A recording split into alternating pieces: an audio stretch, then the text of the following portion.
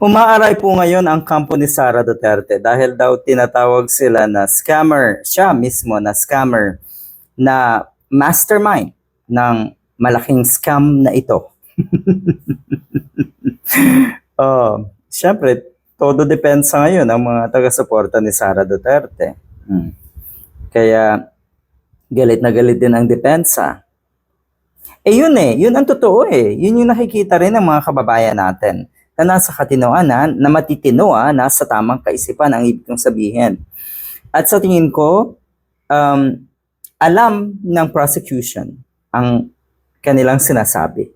Alam nila na yung mga yun ay totoo at kaya nilang panindigan, kaya nilang sabihin yun dahil sino ba ang dapat matakot sa puntong ito? Si Sara Duterte. Ang kampo ni Sara Duterte. Kaya yung mga banta na itong mga DDS na kuno ay matakot na kayo.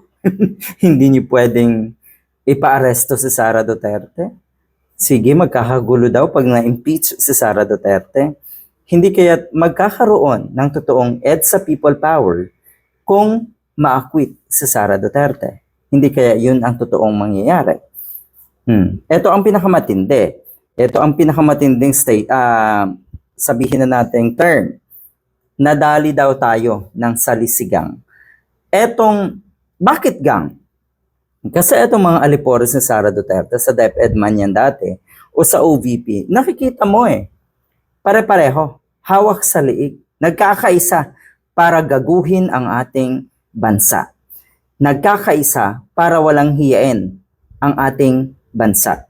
Para walang hiyain ang mga tuwang-tuwa pa rin na DDS. Gusto niyo yun? Tuwang-tuwa kayo habang winawalang hiya. Ito yun, Ang galing, Parang may salising nangyayari daw. Chichirya gang. Parang salisigang ang dating nila. Yan yung pahayag ng isa sa mga kongresista na miyembro ng prosecution. Ito daw ay parang petty cash lang ang tingin nila sa ganito kalaking pera at tila ba walang pakialam. Bahala na kung paano nila i-handle. So hindi pwedeng sabihing excuse na hindi nyo alam kung paano i-handle.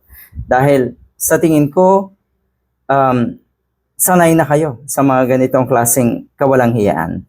At sana, or sigurado rin tayo na alam nyo na may kabayaran itong lahat ng ito. Nasanay lang kasi kayo na walang nananagot sa grupo nyo. Nasanay kayo na walang matatapang na naglalakas na loob na dapat kayo ay maparusahan.